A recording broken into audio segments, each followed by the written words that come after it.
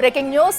ఏం జరగబోతుంది, ఏం మాట్లాడతారు? భారత్ ఏ డిమాండ్లు చేస్తుంది, పాకిస్తాన్ ఏ డిమాండ్లను ఉంచబోతుంది, భారత్ ఏ డిమాండ్లపై చర్చలు జరపనుంది, పాకిస్తాన్ ఏ డిమాండ్లతో చర్చలకు హాజరు కానుంది. ఇప్పుడివే రెండు దేశాల్లో ప్రతి ఒక్కరి మధ్యలో మెదులుతున్న ప్రశ్నలు.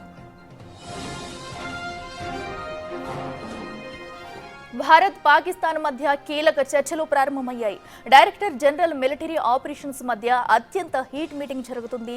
ఈ చర్చలపై భారత్ పాక్తో పాటు ప్రపంచవ్యాప్తంగా ఉత్కంఠ నెలకొంది. ఈ మీటింగ్లో పాకిస్తాన్ డీజీఎంఓకు భారత్ నుంచి క్లియర్ కట్గా ఇప్పటికే ఓ మెసేజ్ ఇవ్వాలని కేంద్ర ప్రభుత్వం నిర్ణయించింది. పెహల్గాం ఉగ్రవాదులతో పాటు పీఓజేక్ను భారత్కు అప్పగించడంపై తమ చర్చలు ఉంటాయని ప్రధాని మోడీ స్పష్టం చేశారు.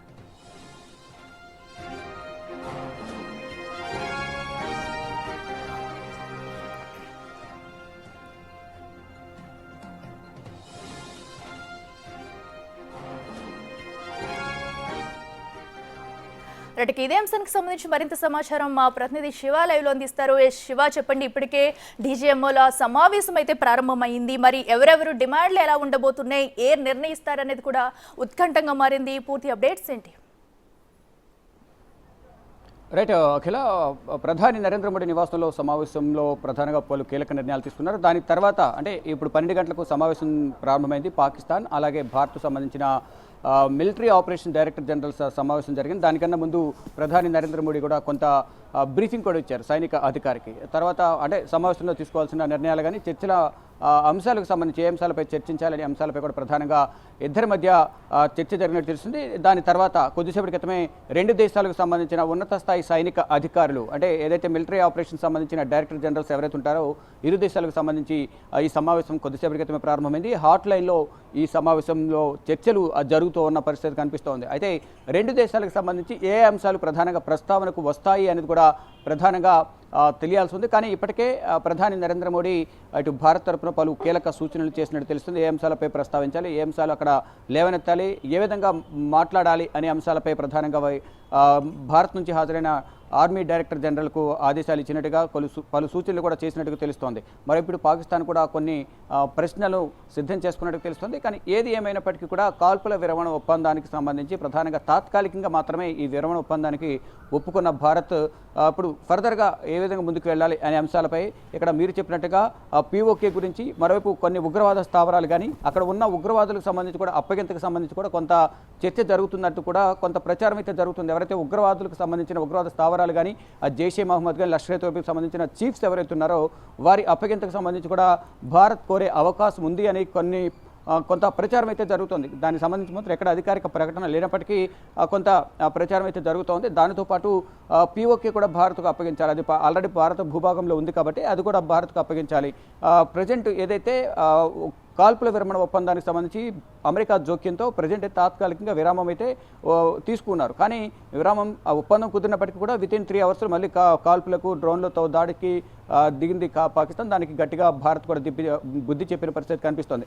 ఇక రెండు దేశాల మధ్య ఒప్పందం కుదిరిన నేపథ్యంలో ఇప్పుడు కీలక సమావేశం అనేది జరగబోతుంది. ప్రపంచం కళ్ళన్నీ కూడా ఇప్పుడు జరుగుతున్న సమావేశం మీదే ఉన్నాయి. అందరి దృష్టి అటువైపే ఉంది. ఈ నేపథ్యంలోనే ఈ సమావేశంలో ఎటువంటి అంశాలు అందరూ కూడా పలు ఊహాగానాలు అభిప్రాయాలు వ్యక్తపరుస్తున్నప్పటికీ అసలు పూర్తి స్థాయిలో అక్కడ ఒరిజినాలిటీ ఏంటి, ఏం జరగబోతుంది, ఎటువంటి అంశాలపై ప్రస్తావనకు వస్తాయి, ఎటువంటి అంశాలపై చర్చ జరుగుతుంది అనేది కూడా చూడాల్సి ఉంది. అంటే కేవలం కాల్పుల విరమణ ఒప్పందానికి సంబంధించే చర్చ జరుగుతుందా, అందరూ ఊహిస్తున్నట్లుగా కూడా పీఓకేకి సంబంధించి కానీ ఇటు మసూద్ అజార్కి సంబంధించి కానీ ఇటు లష్కర్ తోయిబాకి సంబంధించి ఇతర ఉగ్రవాద సంస్థలకు సంబంధించి కొంతమంది కీలక నాయకులు ఉన్నారు, ఉగ్రవాద నాయకులు, వారికి సంబంధించి వారి అప్పగింతకు సంబంధించి కానీ ఇటువంటి అంశాలపై చర్చ జరుగుతుందా, లేకపోతే అసలు ఉగ్రవాదానికి సంబంధించి మేము ప్రధానంగా టార్గెట్గా మేము స్థావరాలపై దాడి చేసినాం తప్ప ఎటువంటి ఉద్దేశం మాకు లేదనేది ఇప్పటికే చెప్పింది. మరోవైపు ఇప్పుడు సమావేశంలో కూడా ఇటు పాకిస్తాన్ మిలిటరీ ఆపరేషన్ సంబంధించిన డైరెక్టర్ జనరల్తో కూడా ఇప్పుడు ఈ సమావేశంలో భారత ఆర్మీకి సంబంధించిన సైనిక అధికారి కూడా చెప్పే అవకాశం అయితే ప్రధానంగా కనిపిస్తోంది. దానితో పాటు ఫర్దర్గా ఇటువంటి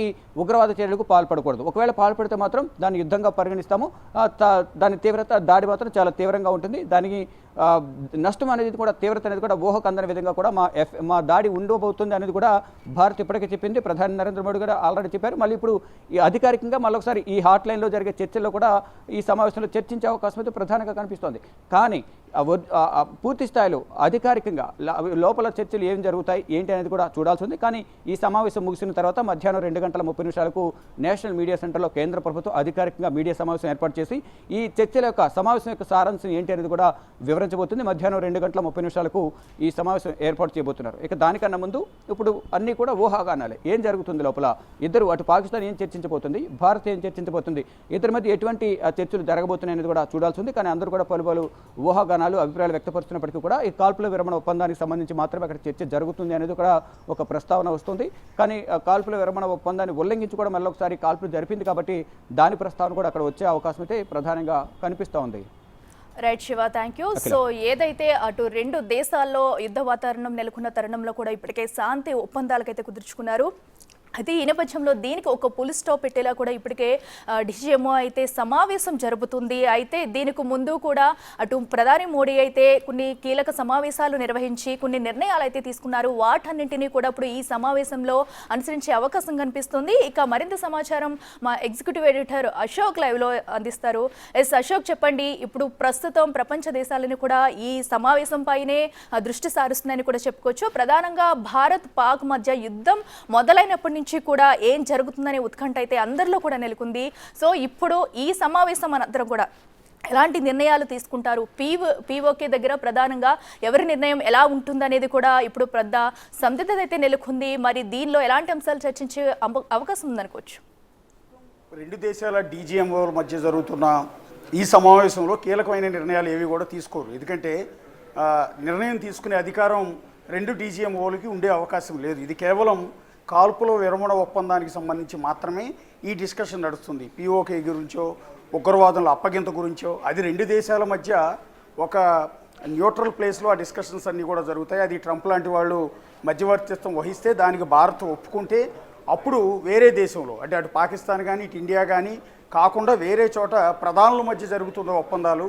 సో అందువల్ల ఇక్కడ నిర్ణయాలు అనేది ఏది ఉండదు రెండు డీజీఎంల మధ్య. అంటే డీజీఎంఓ అంటే director general of military operations, భారత్కి సంబంధించి రాజీవ్ గాయ్, అట్లాగే పాకిస్తాన్కి సంబంధించి జనరల్ కాసిఫ్ అబ్దుల్లా చౌదరి, వీళ్ళిద్దరి మధ్య కూడా ఈ డిస్కషన్ అనేది జరగబోతుంది. అది కూడా ప్రత్యేకమైన హాట్ లైన్లో రెండు మిలిటరీ ఆపరేషన్స్కి సంబంధించి రెండు మిలిటరీ వ్యవస్థలకు మాత్రమే ప్రత్యేకంగా ఉండే హాట్ లైన్లో ఈ చర్చ అనేది సాగబోతోంది. ఇది ఆల్రెడీ మొన్న డెసిషన్ తీసుకున్నారు. సాయంత్రం 5 గంటల నుంచి కాల్పుల విరమణ రెండు దేశాలు అంగీకరించినట్టే అన్నట్టుగానే దాని గురించి ఆ రోజు ఏదైతే ట్రంప్ ప్రకటించిన దాని ప్రకారం అప్పటికి కాల్పుల విరమణ ఒప్పందం అమల్లోకి వస్తుంది. అలాగే ఇవాళ మరోసారి చర్చలు కూడా సాగుతాయని ఆ రోజు ట్రంప్ కూడా ప్రకటించడం జరిగింది. సో అదే క్రమంలో ఇప్పుడు రెండు డీజీఎంఓలు మాట్లాడుకోబోతున్నారు.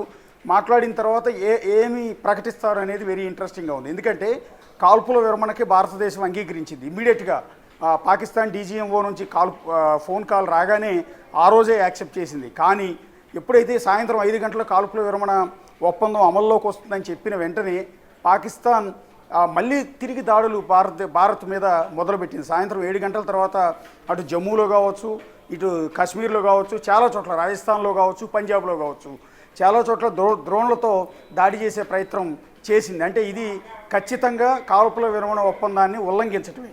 సో ఎందుకు ప్రపోజల్ పెట్టారు, ఎందుకు దాన్ని ఉల్లంఘించారు? యుద్ధానికి సిద్ధమైతే సిద్ధమయ్యామని చెప్పొచ్చు. దానికి మేము కూడా రెడీగానే ఉన్నాం, దాడికి ప్రతిదాడి చేస్తాం. నిన్న కూడా మోడీ క్లియర్గా చెప్పారు. జేడీ వాన్స్తో, అమెరికా ఉపాధ్యక్షుడు జేడీ వాన్స్తో ఫోన్ కాల్లో కూడా అదే విషయాన్ని స్పష్టంగా చెప్పారు. కాల్పుల విరమణ మీరు మధ్యవర్తిత్వం వహిస్తానంటే మీరు చెప్పిన దానికి మేము కట్టుబడి ఉన్నాం, కానీ పాకిస్తాన్ ఉల్లంఘించింది.